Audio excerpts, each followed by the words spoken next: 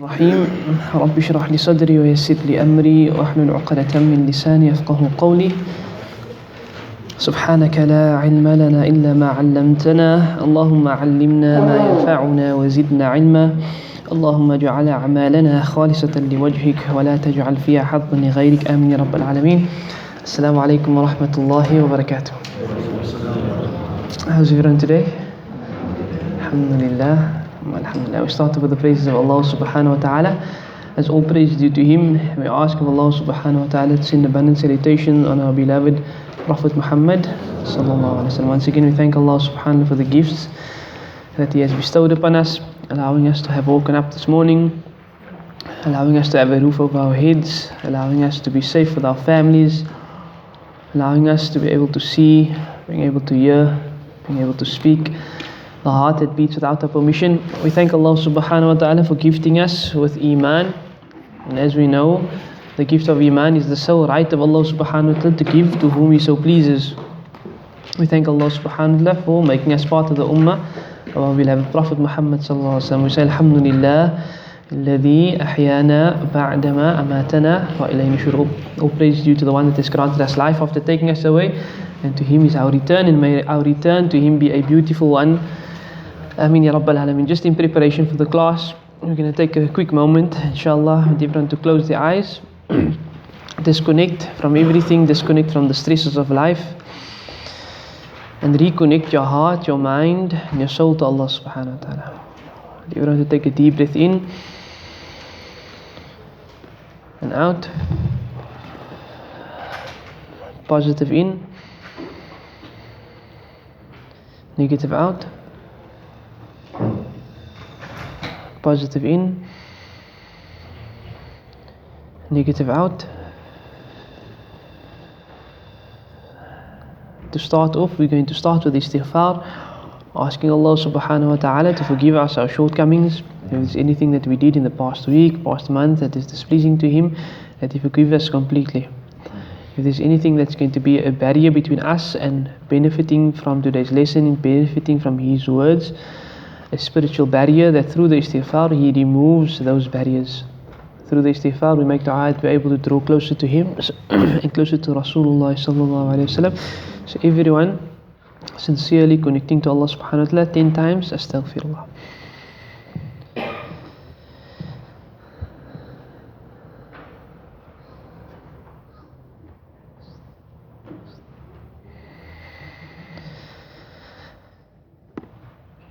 May Allah subhanahu wa ta'ala accept our istighfar.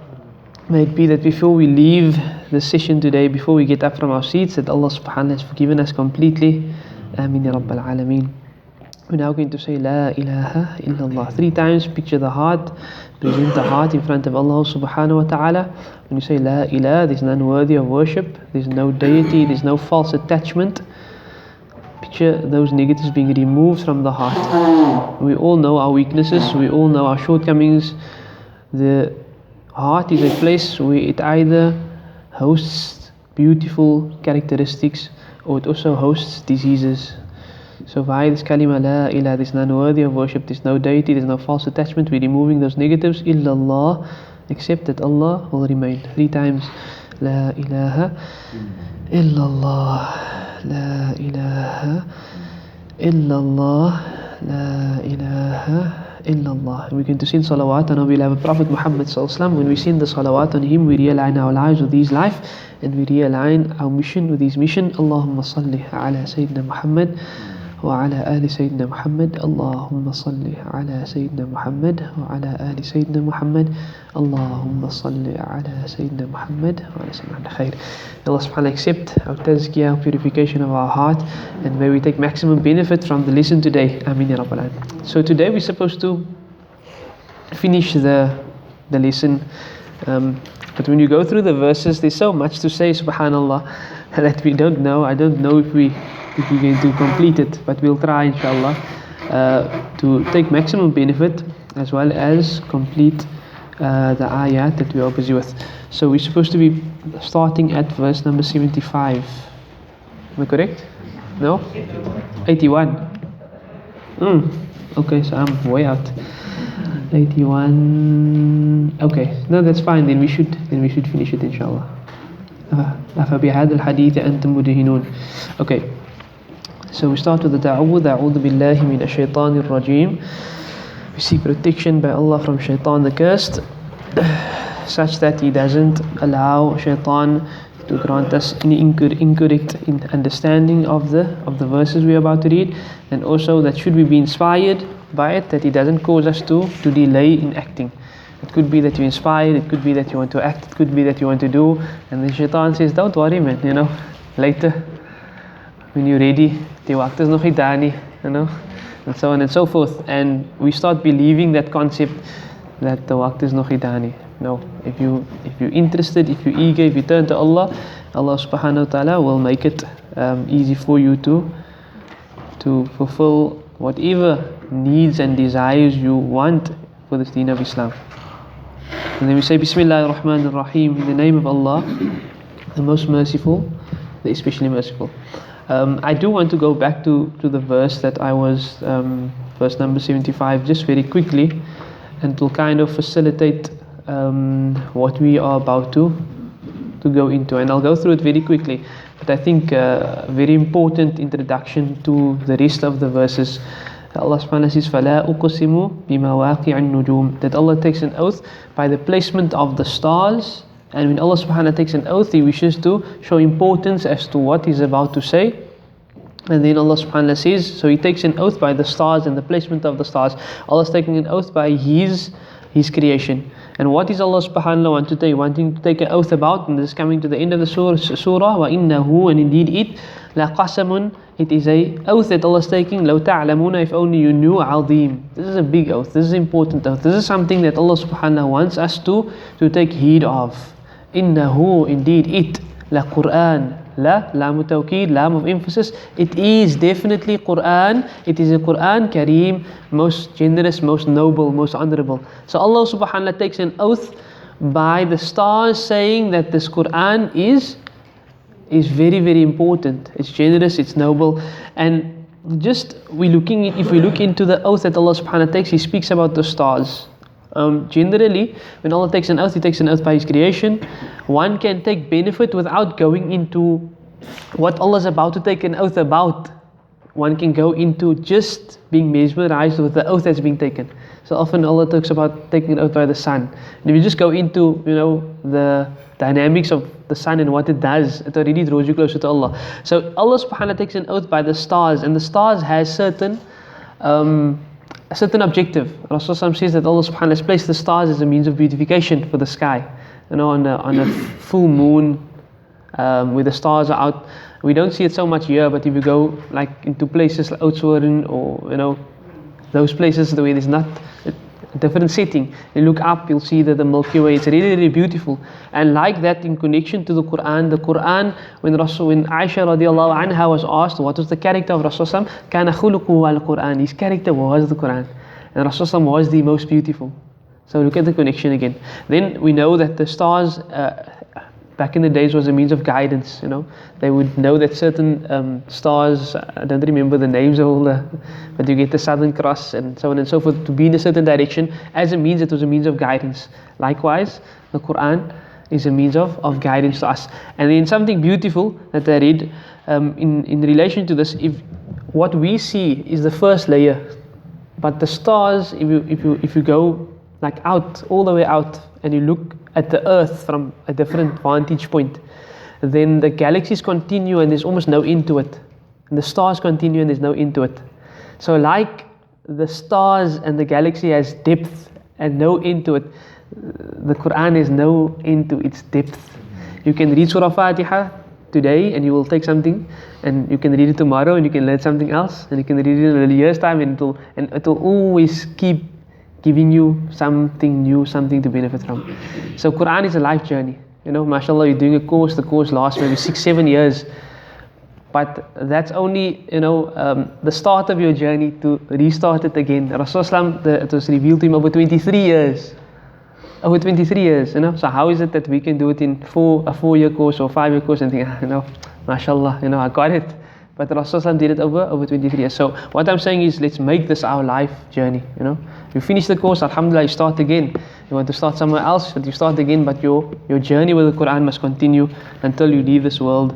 Ameen ya Rabbal Alameen. Okay, khair. So that was just in relation to that. So then Allah subhanahu wa ta'ala says, La yamassuhu illa al-mutahharun, none touches it except those who are pure. Tanzeelum min Rabbil Alameen. It is a revelation from the Lord of all the worlds. We went into some discussion as to the difference of opinion regarding this verse saying none touches it except those who are purified. So the Mufassirun go into two groups. Some say that this refers to the Malaika. It refers to the Malaika, none touches it except those who are purified, because the Quran, like in Surah Baqarah, ذَلِكَ الْكِتَابِ, that is the book. It doesn't say this is the book, that is the book, making reference to the Quran that is stored in the Lawh al-Mahfuz. Because if this is changed, then we're not speaking about this, because then it's not Quran.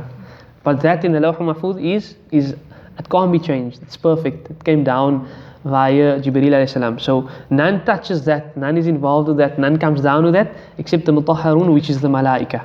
Then the other group of scholars go the other way, that say that none can touch this Quran, this book, except the one who is purified himself, meaning he has taken wudu. And the scholars that go according to that route, they cite certain hadith that Rasulullah says that no one can touch the Quran except that you must be in a pure state having wudu.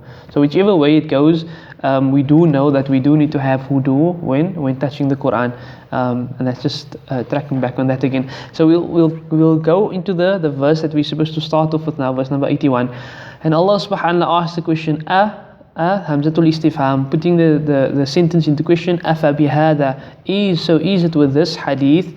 Hadith literally means speech.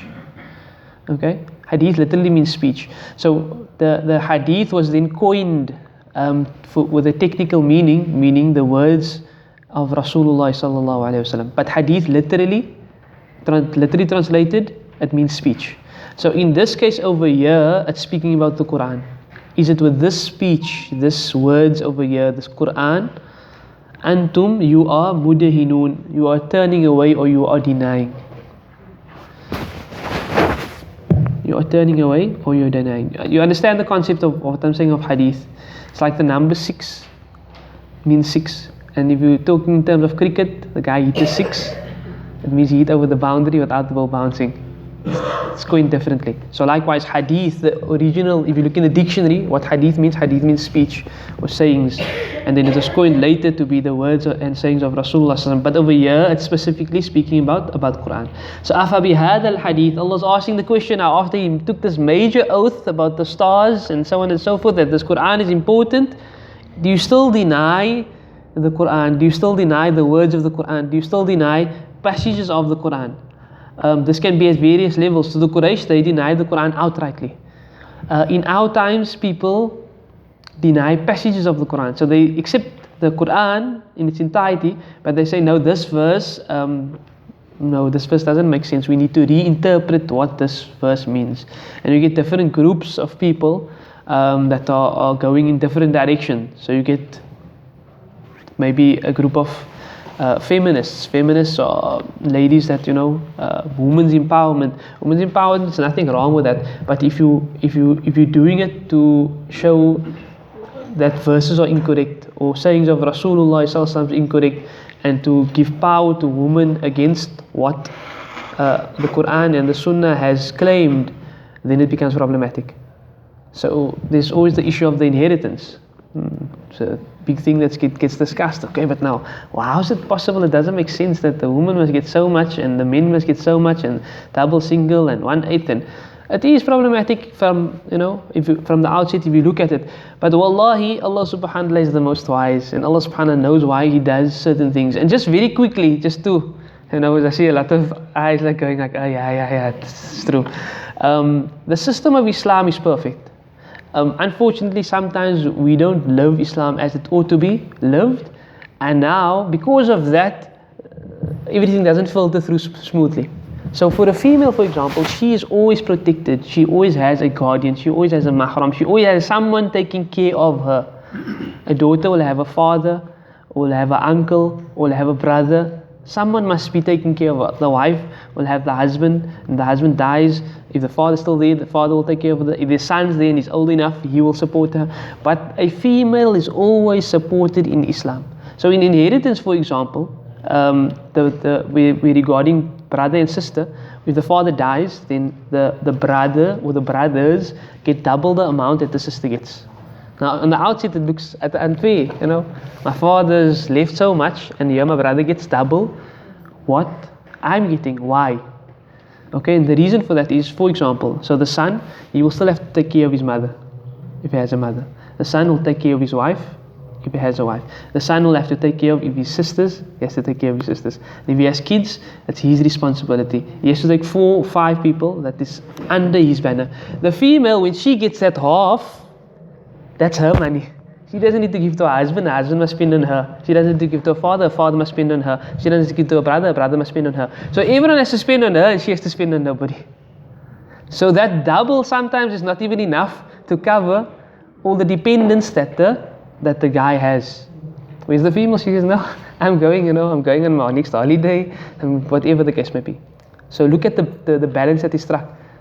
The double that the son gets cannot at times, because of all the dependence that he has, cover what he needs to, whereas the female is scot-free to do what she needs to do. Likewise with the mother. It seems like the mother, or the wife at least, gets a small portion of everything that, 20 years of investment in the marriage and so on and so forth. But she's supposed to be taken care of. The sons that are getting, the sons must ensure that she's taken care of. If there's still a father, the father must be there. If there's a brother, if there's an uncle, so on and so forth. And that's the importance of understanding the wisdom behind Allah subhanahu wa ta'ala's rulings. There's always something and to understand behind it when we don't understand immediately. And then also another thing, just quickly out there, the person can give of his estate whilst he's alive. So knowing that, okay, my wife is only going to get so much, I can give whatever I want to now. So I put the house on her name. I got so much millions in the bank, I'm going to give her half of that now already whilst I'm alive. And that also assists the process. So just very quickly, أَفَبِهَذَا الْحَدِيثِ أَنْتُمْ مُدْهِنُونَ. Is it with this hadith you are denying the speech, this Quran? The Quraysh denied outrightly. Today there are pieces of the Quran that people are denying. We can't afford that. If you deny a portion of the Quran, you are out of the fold of Islam. So whatever we don't understand, we accept wholeheartedly. Say, Allah, I don't understand, please grant me understanding. And then we go seek knowledge. We go to scholars that understand why Allah subhanahu wa ta'ala is saying what He's saying. And we make dua that Allah grants us contentment with these words and with the deen of Islam. A Muslim from the word Islam, Aslama, means to submit. He submits. Aslama yuslimu, Islam, submission to the will of Allah subhanahu wa ta'ala. And that's what we are. We are Muslims, we are submitters. We submit to the command of Allah subhanahu wa ta'ala, even at times when we don't understand it. Many times occasions like this happen in the time of the Sahaba radiallahu. They didn't understand. Ya Rasulullah, I don't understand. But firstly they submitted, and then afterwards Rasulullah gave them a better understanding of what the process was. And may Allah subhanahu wa ta'ala grant us the same submission.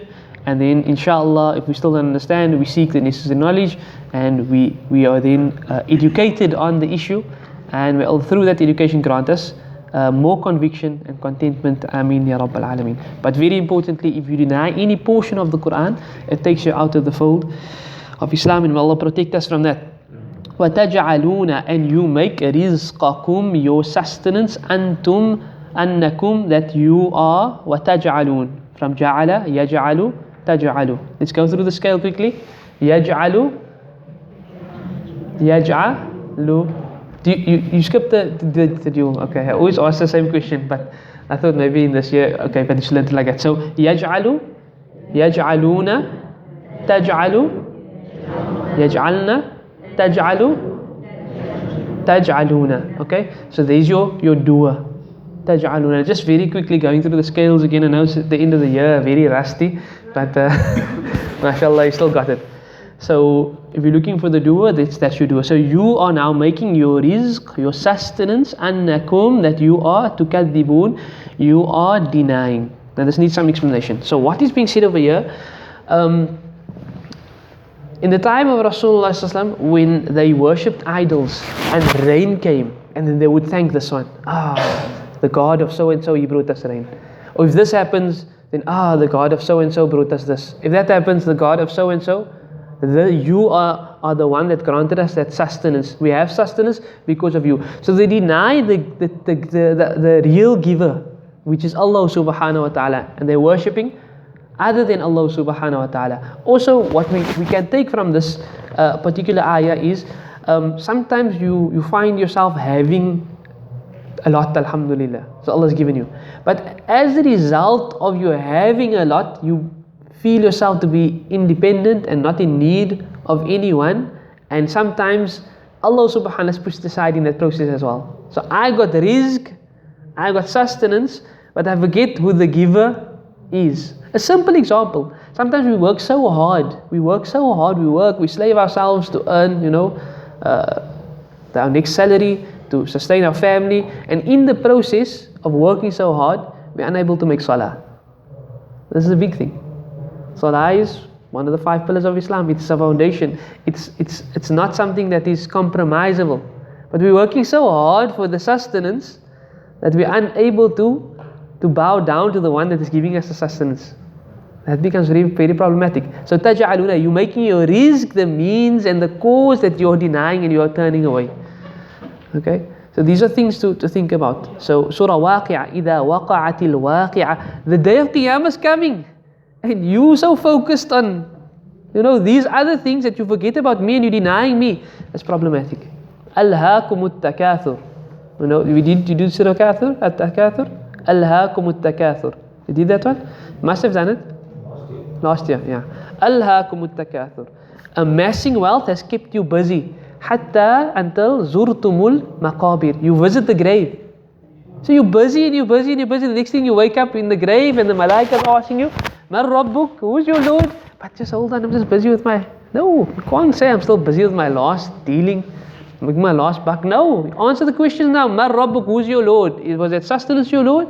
Who's your Lord? Answer now. Wama nabiyuk, who's your prophet? Wama atiqadik, what was your belief? Wama deenuk, what deen were you on? You have to answer now. إِذَا وَقَعَتِ الْوَاقِعَ وَاقِعَ, the reality of the Qiyamah is coming. أَفَبِهَذَا الْحَدِيثِ أَنْتُمْ مُدَهِنُونَ وَتَجْعَلُونَ رِزْقَكُمْ أَنَّكُمْ تُكَذِّبُونَ. Is it because of your sustenance that you think you're independent, that you're not going to be questioned and you're denying me?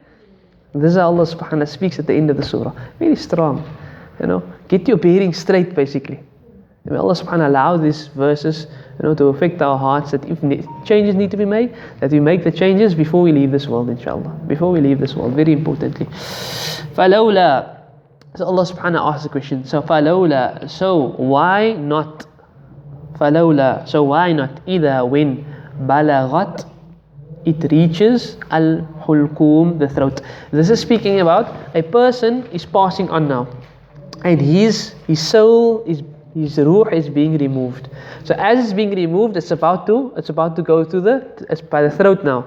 And there's a saying for that. What do they say? The ruchel. I always said it wrong. I said the khurl. What is a khurl? Goggle. The ruchel.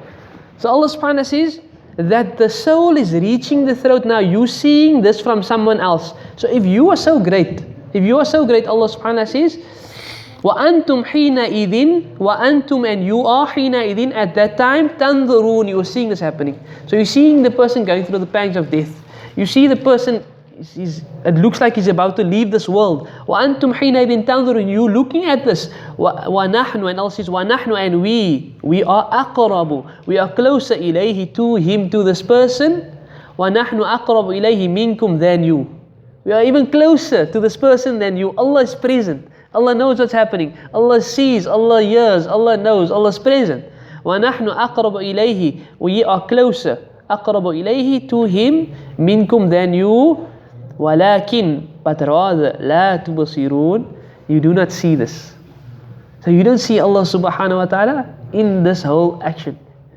You are unaware. You see it happening, but you are unaware that it's only through the qudra, through the power and through the wisdom of Allah subhanahu wa ta'ala that this is happening.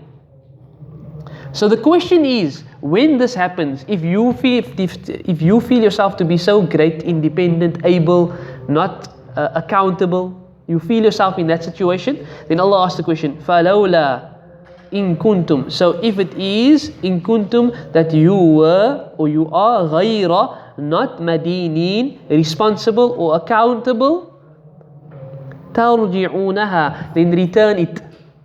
So that ruh that's being removed now and it's about to come out, if you are all powerful, all capable, then return it back to its body.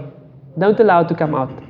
Now this is a rhetorical question that Allah subhanahu wa ta'ala is saying, but it's kind of, again reminding us who the ultimate power is. It's Allah subhanahu wa ta'ala, who we need to be turning to, who we need to be putting our trust in. It is not the rizq that we put our trust in. It is the sustainer of that rizq that we put our trust in. And this is very, very important. Allah subhanahu wa ta'ala often speaks about the affluent in the Holy Quran. The affluent. And Allah says many a times, the affluent is the ones that deny the prophets. The affluent is the ones that turned away from Allah subhanahu wa ta'ala. So Allah has given them, but in the process of giving them, they became arrogant. Our rizq can be a test for us, Our rizq can be a test. We make dua, Allah subhanahu wa ta'ala grants us lots, but in our hands, not in our hearts. That the more we get, the more we humble ourselves. Not the more we get, the more we become arrogant. That's problematic. So Allah subhanahu wa ta'ala says now, if you are so able and so capable and so independent and you are so rich and you got so much, so you seeing the ruh being removed, stop it. Stop the process from happening. Send it back. Allow it to go back. We can't do that. There was one case, Nabi Musa. Nabi Musa was an amazing character. Malikul Maut came to him, was about to take his ruh. Boom! He smacked Malikul Maut. Malikul Maut went back to Allah subhanahu wa ta'ala. Your messenger just gave me a smack now. They just asked him permission if he wants to leave. So Malikul Maut had to ask permission, Nabi Musa, are you ready to meet your Lord? And Nabi Musa gave permission and then he went back. Rasulullah said the same thing to his companions. He says, Allah subhanahu wa ta'ala has given me a choice to go back to his beloved or stay here. And I've chosen to go back to my beloved. Subhanallah. So Malikul Maut comes to Nabi Musa and Nabi Musa says, no, not today. Boom.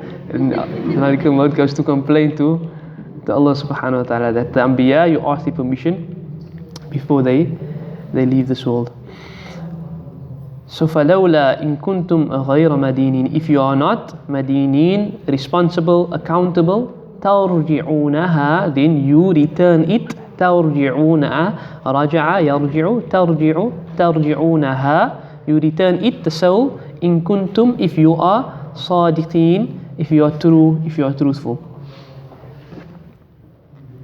Okay, I went a little bit fast. Do you have the words of everything? Do I need to repeat anything? Okay. And now the last passage is like really beautiful.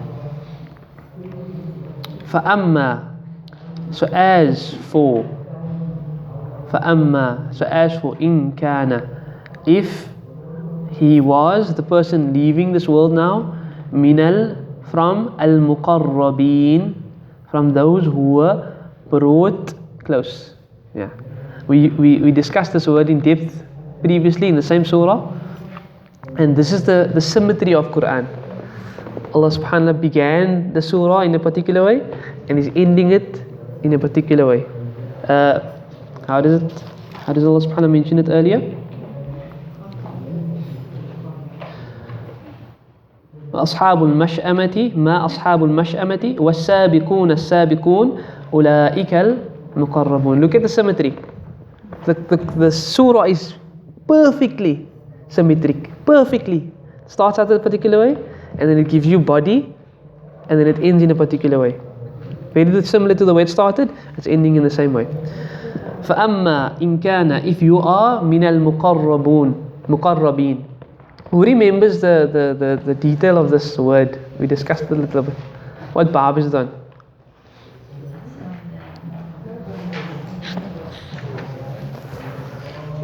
Sorry? Second bab. قرب يقرب تقريبا مقرب قرب يقرب تقريبا مقرب مقرب. So what's the speciality about this word? What is important about this word? In the form, in the way it comes. Because you can get muqarrib and then you can get muqarrab, and this word is muqarrab. Anyone remember? Sorry? It's not the ismul fa'il. Muqarrib is the ismul fa'il. Muqarrab. Ismu maf'ul. Ismu maf'ul. Okay, so the way Allah is using this word, He used it in the beginning of the surah, He's using it again. If you are of those who were brought close, not who came close, who were brought close, meaning that through your turning to Allah subhanahu wa ta'ala, Allah then brings you close to Him. Our level and our proximity to Allah subhanahu wa ta'ala happens through Allah bringing us closer to Him. But you need to have that desire, you need to have that want, you need to have that connection, you need to be turning to Allah subhanahu wa ta'ala all the time, and through that He brings you close. So here Allah subhanahu wa ta'ala ends the surah, He started out the surah by saying the forerunners, they were those who were brought close by Allah. Now here Allah ends, if you are of those that were brought close, فَأَمَّا إِن كَانَ مِنَ الْمُقَرَّبِينَ فَرَوْحٌ. Now you're going to have rest. Listen to the word rawh. Smooth, easy word. Now it's time for rest. You're going to have rest, and this is talking about in Jannah. Now you're going to have ultimate peace.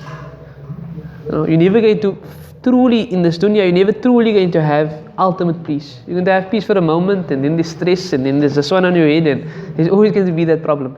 But here Allah subhanahu wa ta'ala says, if you are those that brought close to Allah subhanahu wa ta'ala, فَرَوْحٌ, now there's going to be that peace, that rest.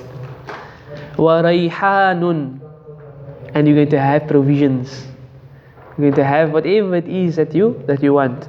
In Jannah, فِيهَا مَا لَا عَيْنٌ رَأَتْ, is that which no eyes ever seen, وَلَا أُذُنٌ سَمِعَتْ, the ears never heard of, وَلَا خَطَرَ عَلَى قَلْبِ بَشَرٍ, the heart cannot perceive what is in Jannah. It's just going to be enjoyment upon enjoyment upon enjoyment. Now, the one hadith speaks about a verse in Surah Baqarah where Allah subhanahu wa ta'ala affords people in Jannah certain fruits. Now, there's going to be things that we didn't see, and there's going to be things that look similar, because how much different can a banana look? A banana is going to look like a banana, but then they're going to say, but we expected like things that is out of this world. There's going to be things, but this we had in the dunya, a fruit, an apple or a pear, whatever. So then they are told to take a bite of it. So then they take a bite of it, and the taste is explosive, like the taste buds cannot actually handle the intensity of how tasteful it is. Then they get a shock, like, whoa, okay, this is not a apple or whatever. Then they're told, now take a second bite. Then the second bite is 70 times more intense in taste than the first bite, and every bite is more. Can you imagine the intensity just of tasting a fruit? Don't let your mouth water so much, just take it easy. But these are the fruits of Jannah. So there's going to be certain things that's going to look similar, because there's certain things that's going to look similar, but it's not going to be the same as how we have it in the dunya. So may Allah grant us to taste of the fruits of Jannah. Ameen ya Rabbal Alameen. May Allah make us of the muqarrabeen, those that are drawn close to Allah subhanahu wa ta'ala. فَرَوْحُ وَرَيْحَانٌ وَجَنَّةُ, and Jannah, the garden, na'im, of bliss. You're going to have the garden of bliss, of pleasure.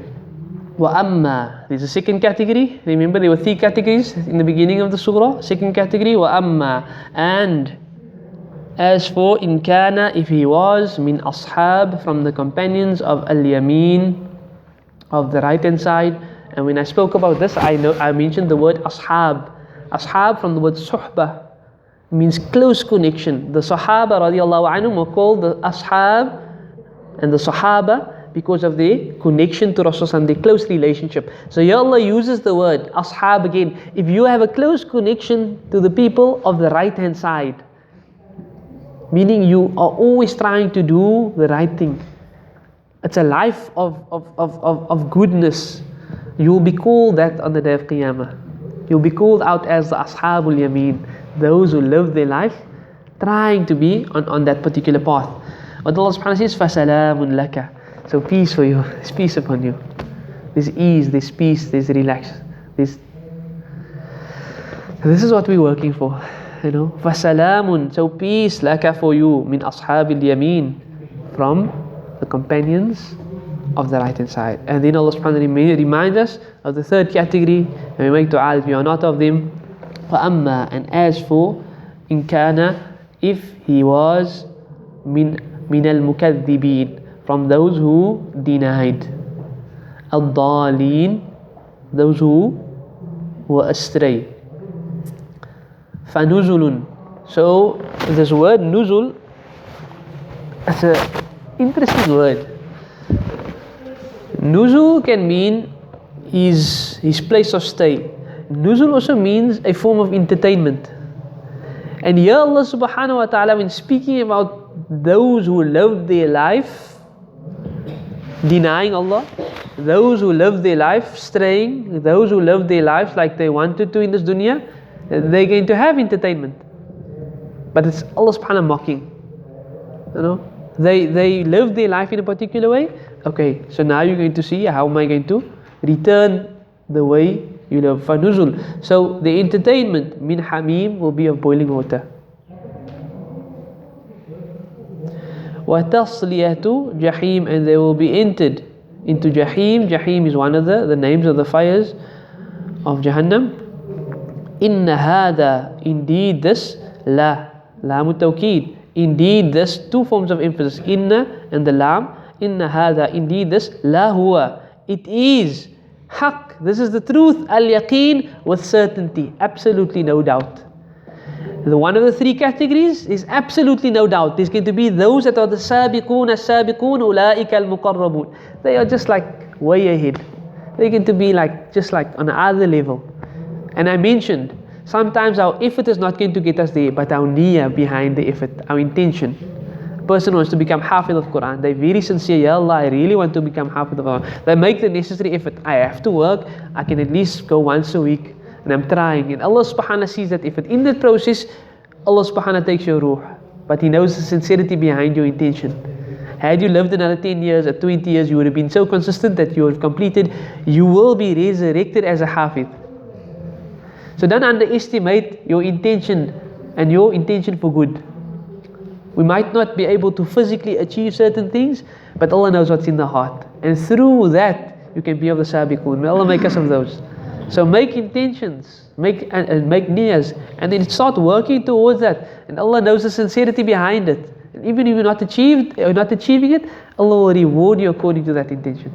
It's going to be of those. So inna hada, indeed this, lam of emphasis, la huwa, this is haq, this is the truth. Al yaqeen, with complete certainty, complete conviction. You're going to be of one of the three groups, the muqarrabun, those that are very close, ashabul yameen, or the companions of the right hand side, or ashabul shimal, or the companions of the left hand side. One of the three categories you're going to be in. Fasabbih, Allah ends. So what is your duty now? Sabbih, to make tasbih. Recognize the greatness of Allah. Sabbih means to free Allah of all deficiencies. Show in your understanding, show in your life that Allah subhanahu wa ta'ala is the ultimate being.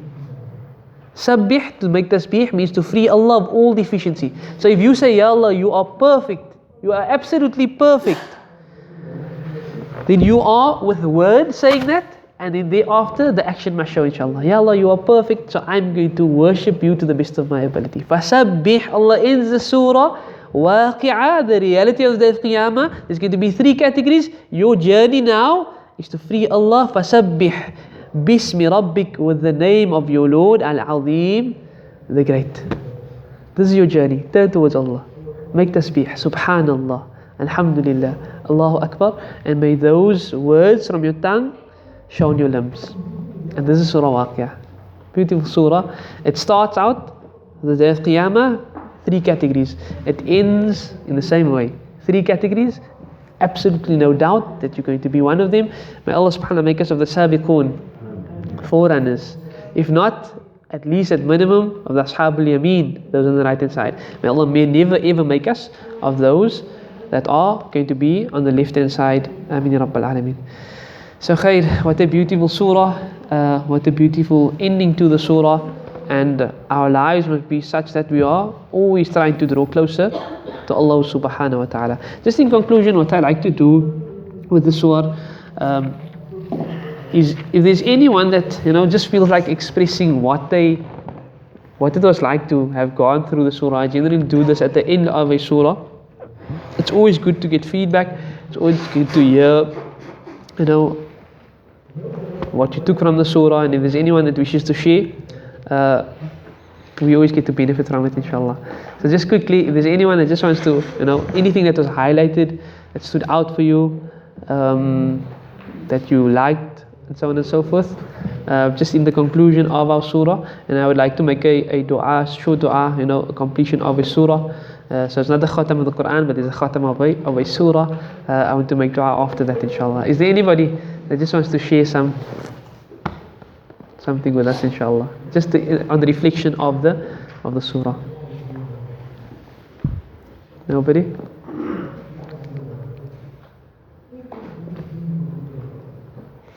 Any of the ladies? I see everyone's not looking down. It's time for reflection. It's time to say Bismillah. All the ladies on the seats, Bismillah. Anything that stood out?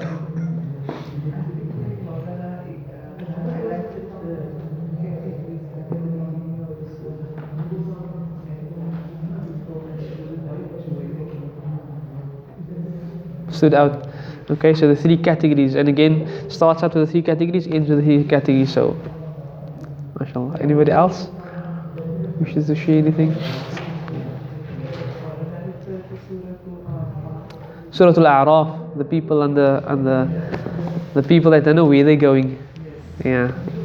So they're eventually going to end up in one of the two places, but they're not sure where it's going to be. They're not sure where it's going to be. Allah protect us from that. Anybody else, guys? Bismillah. Tarafiq.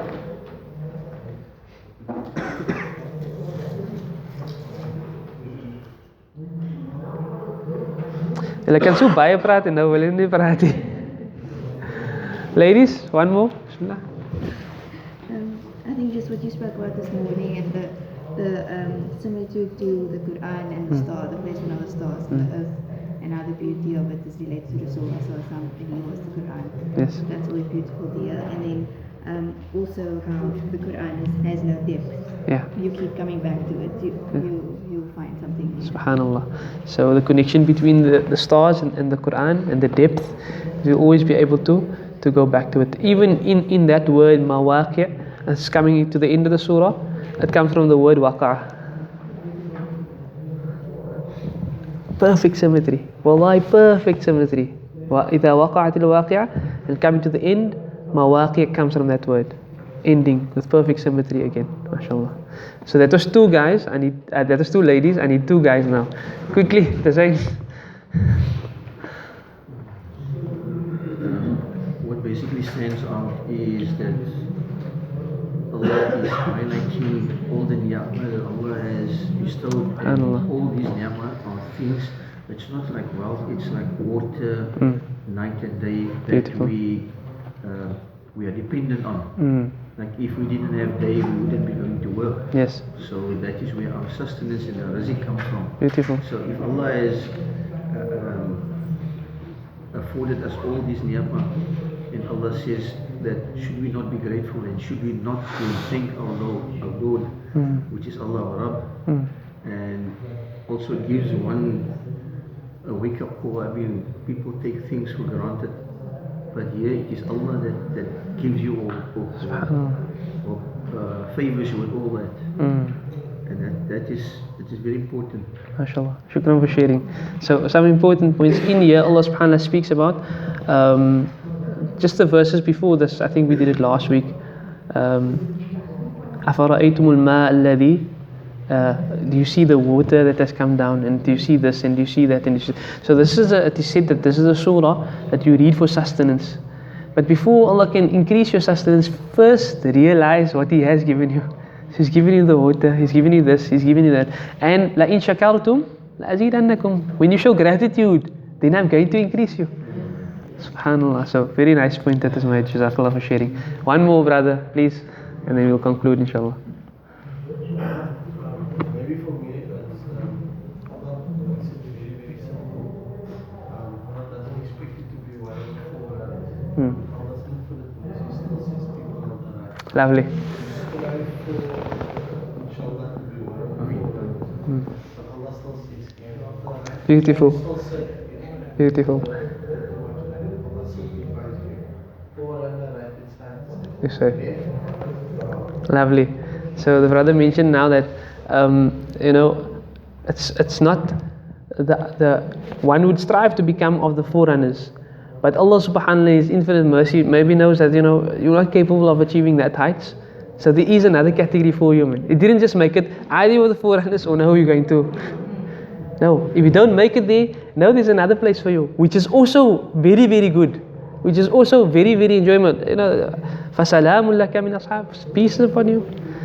And it's just the other part that you need to stay away from. So beautifully, Allah subhanahu wa ta'ala gives you that option to strive and go. But if not, if you're just able to do the bare minimum, what you need to do and stay away, then you're also safe. So beautiful. Okay, mashallah, one of the ladies want to say something. I feel that the fact that this is a Waq'iah surah puts it into the context of guidelines for what is to come. Yes. And the strongest message I get out of it generally is to enjoy the good and forbid the bad. Yes. And this has really been carried Subhanallah, that is in Medina. a beautiful point. That is a beautiful point. So the sister mentioned this is a Makki surah. So the theme of the Makkan surahs is always giving you a reminder of the year after, and it's preparing you. And what happened in Medina was the laws came down. You need to do this, you mustn't do that, you need to do this, you mustn't do that. And in a similar way, preparing our hearts, preparing our minds.